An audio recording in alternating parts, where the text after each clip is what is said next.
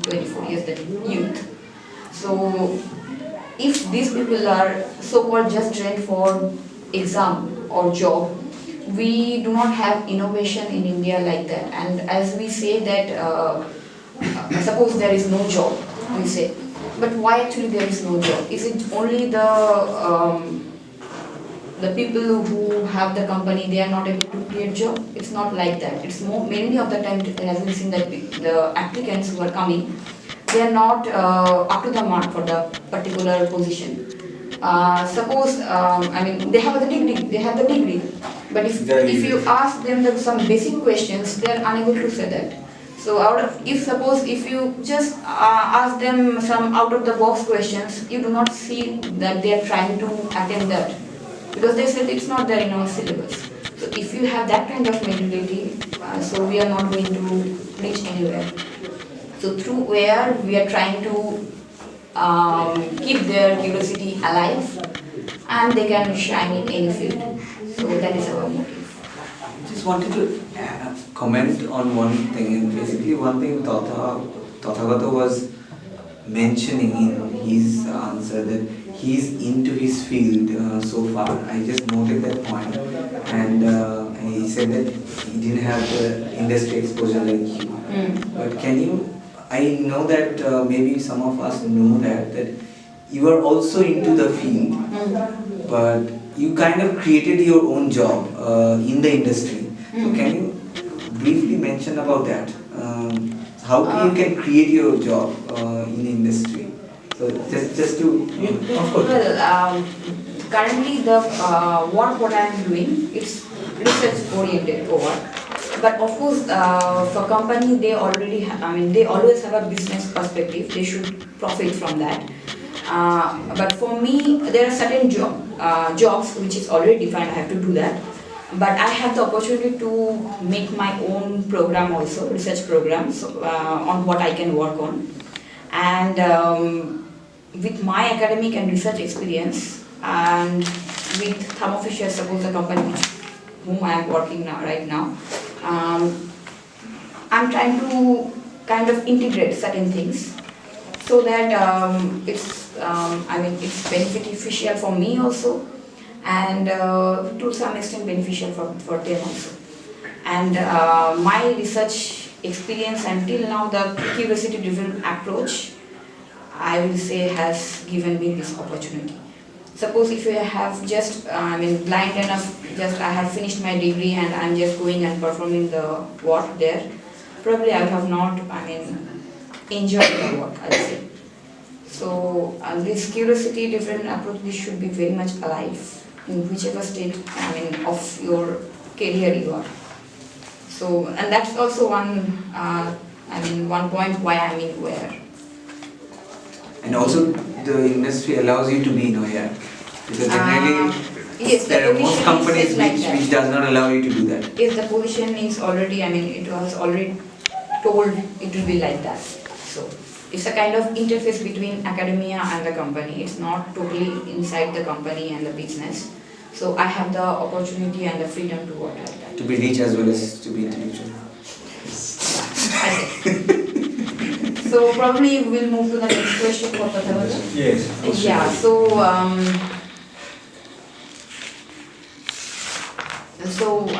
as I told you before that now you're back in India and doing your postdoc here in India. Right. So now you're integrated to the Indian academic system, and so from your foreign academic exposure, what aspects do you think is lagging here? Or what aspect we should improve? So the first thing that comes to my mind is judgmentalism. Like in Indian academic circles, of course, for everybody judges your work, everybody gives a critical observation or critical analysis of what you're doing. But that should not be something which should be put on your face, or you should be labeled as that by one work and the criticism that comes from that.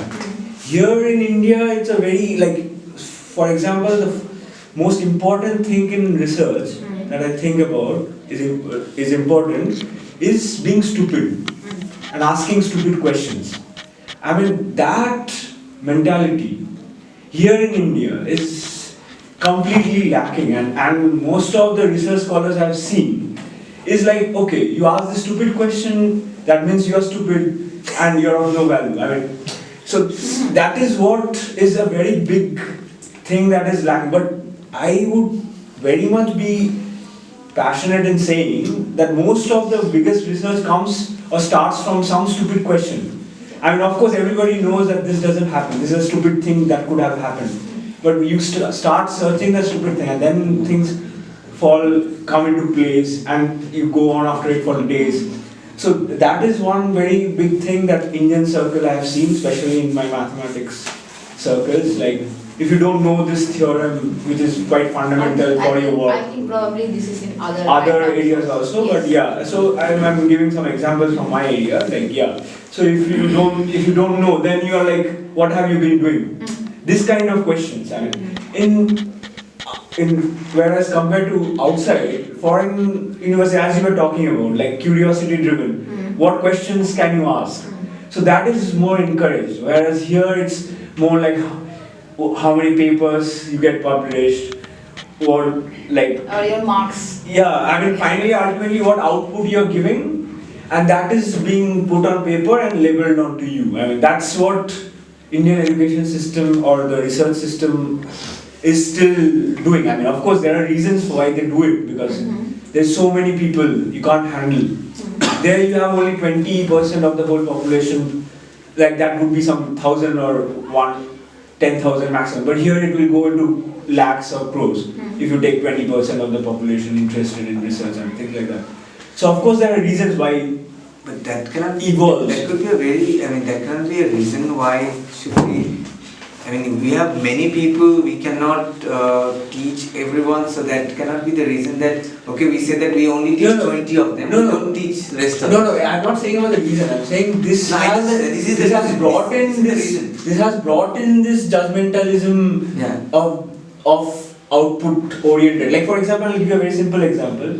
In mathematics, for a PhD from University of Göttingen, or for example any of the big universities I've heard of, I can't name them because I'm not sure, there you can get a PhD without even having a published research paper.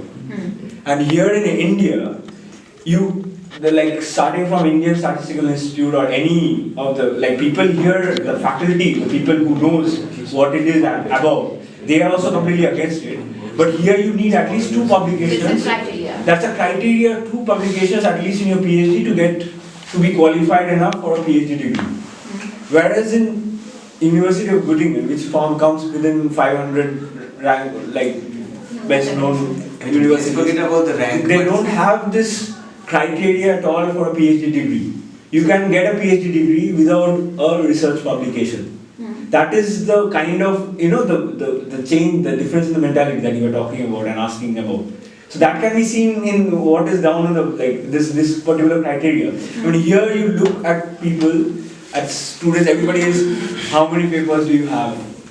Which journals? Of course, I mean, you ask those questions with a different perspective.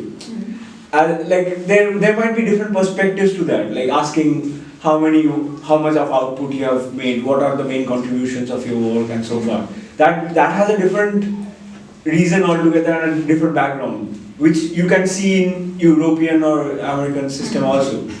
But here the student mentality about research is like numbers, like you get 10 papers, 20 papers, he got 25 papers, you have 10 papers, you are not as good as him.